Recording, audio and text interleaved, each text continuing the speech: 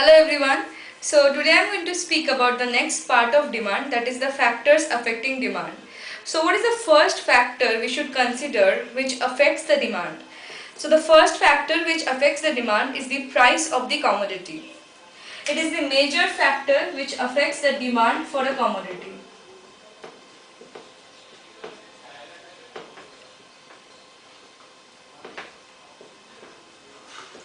So there always exists an inverse relationship between the price of the commodity and the demand for that commodity. So what do you mean by that inverse relationship? Say price of the commodity is P and demand of that commodity is D. So the price of the commodity is always inverse to the demand of the commodity, which means that if the price of the commodity rises, the demand for the commodity falls and vice versa. So for example, if you used to buy 1 kg rice at rupees 10 and now due to demand, increase in demand, that same 1 kg rice is purchased at rupees 50. So due to the increase in this price, there will be many families who will substitute this rice to something which is less cheaper than it. So the demand, as a result of which the demand for that rice will fall. So the price of the commodity is increasing but the demand for the commodity is falling. So the next factor which affects the demand is the income of the consumer.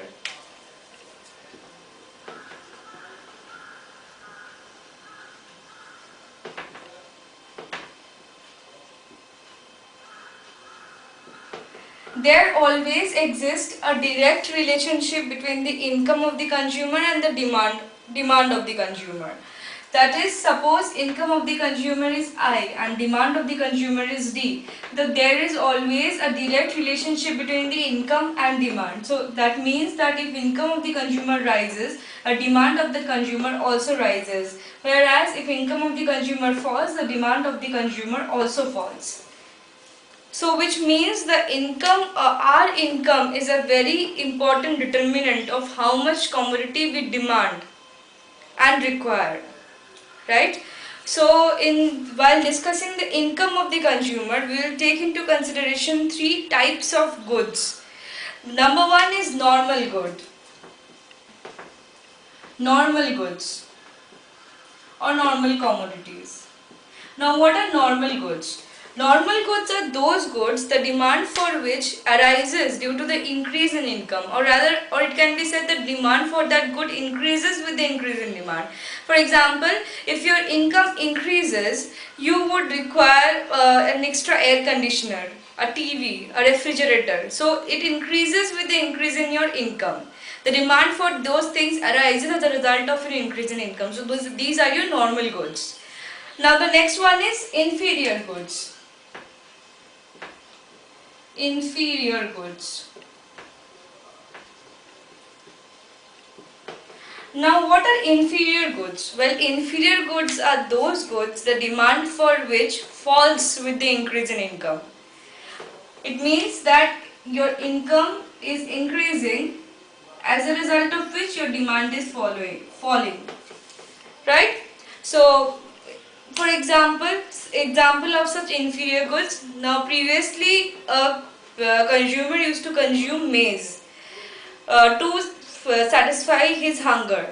So previously his income was less. Now since his income has risen, he or she would like to shift to a superior good to that of maize, which is rice. So they might shift from maize to rice, inferior to superior good, as a result of which the demand for that maize, which is an inferior good, will fall, and the demand for rice, which is a superior good, will rise. So your demand is shifting from maize to rice, as a result of which the demand of the inferior good is falling. I hope it's clear. Next, the third and the last category of goods are inexpensive goods. Inexpensive goods of necessities.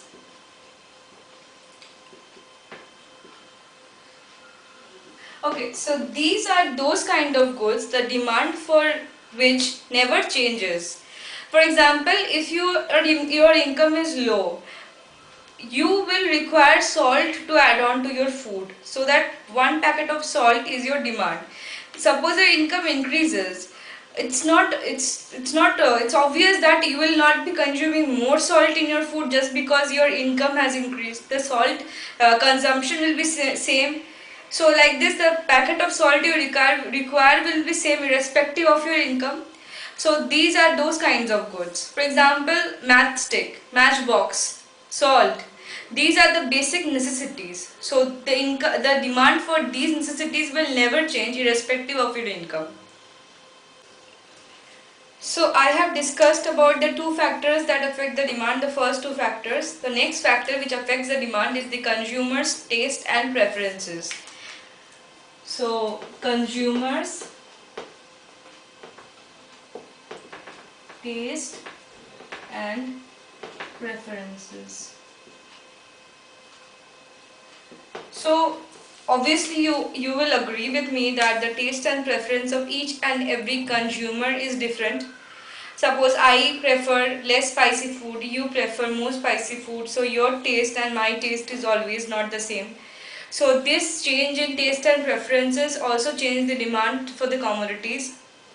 Suppose your mother cooks spicy food, so your demand for chilies will be more than that of mine. So like this, the taste and preferences of the consumer differs from one family or one individual to another, as a result of which the demand also differs from one individual to another. The next factor which affects the demand is the price of related commodities.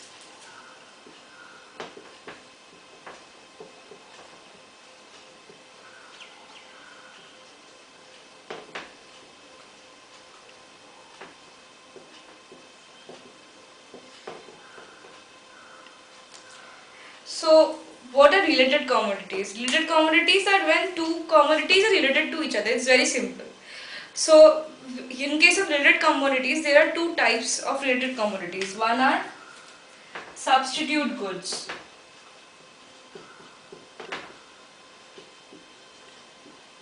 The first one. Second one is complementary goods.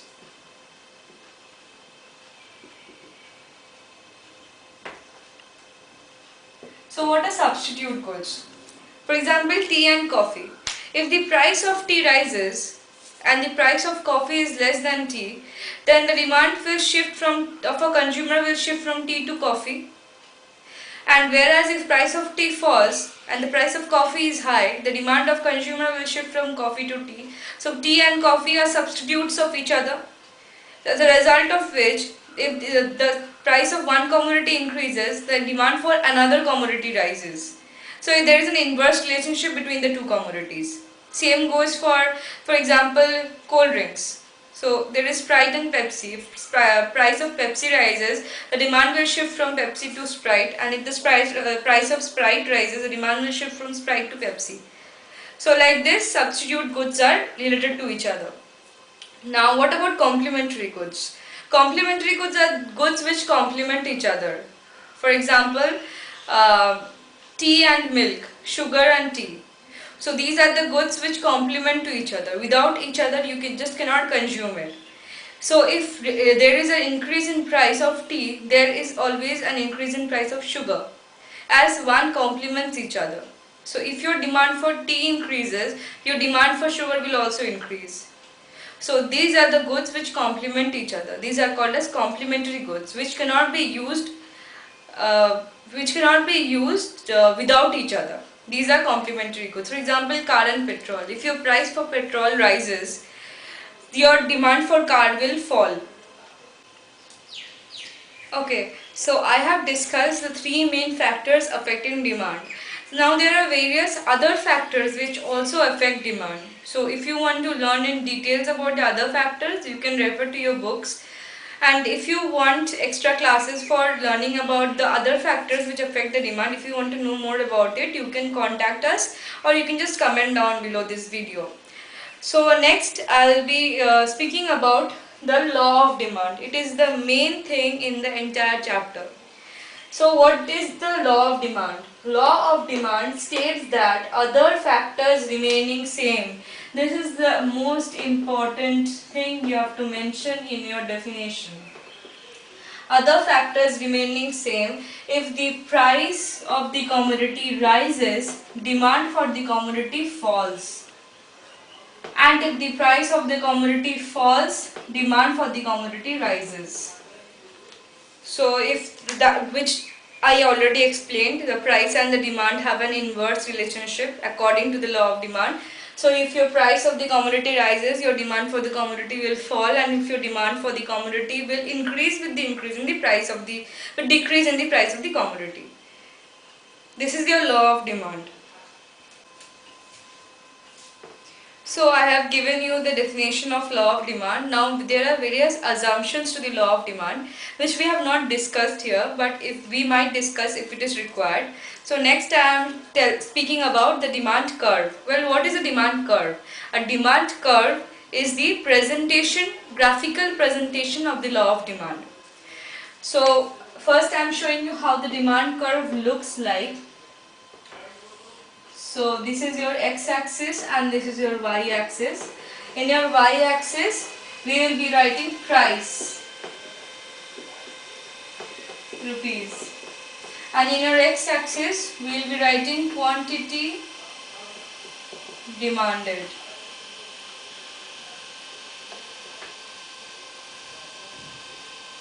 Okay, so this demand, we can write the short form of demand as DD. We normally use this while drawing a graph, or while just write, if in case of your practice you can write demand as DD. Okay, so your demand curve will always be downward sloping. This is your demand curve. Your demand curve will always be downward sloping. Why? Because the price of the commodity and the quantity demanded of the commodity always has an inverse relationship, as a result of which your demand curve is always downward sloping. So why the demand curve is downward sloping, I'll be explaining you with the help of an example. So suppose this is your price and this is your quantity demanded. So your price is increasing gradually, that is 10, 20, 30, 40, 50. In the quantity demanded, when the price was 10, your quantity demanded was 5. When the price was 20, your quantity demanded was 4. When the price was 30, your quantity demanded was 3. When the price was 40, it was 2, and 50, it was 1. So as the price is increasing, your demand for that commodity is decreasing. So this table will draw in the graph. So here I'll mark, here's the quantity demanded, means these figures. So 1, 2, 3, 4 and 5. Here the price, and this is the origin, which is O. So it's 10, 20, 30, 40, 50. So for 1, the price is 50. So here from here we'll take 1 and here we'll take 50. So this is the point A. For B, it's 2 and 40. So 2 and 40. B. 3 and 30.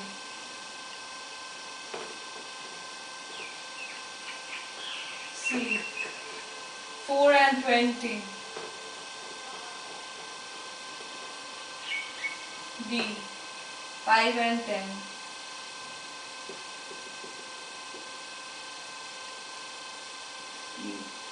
So we'll join these points.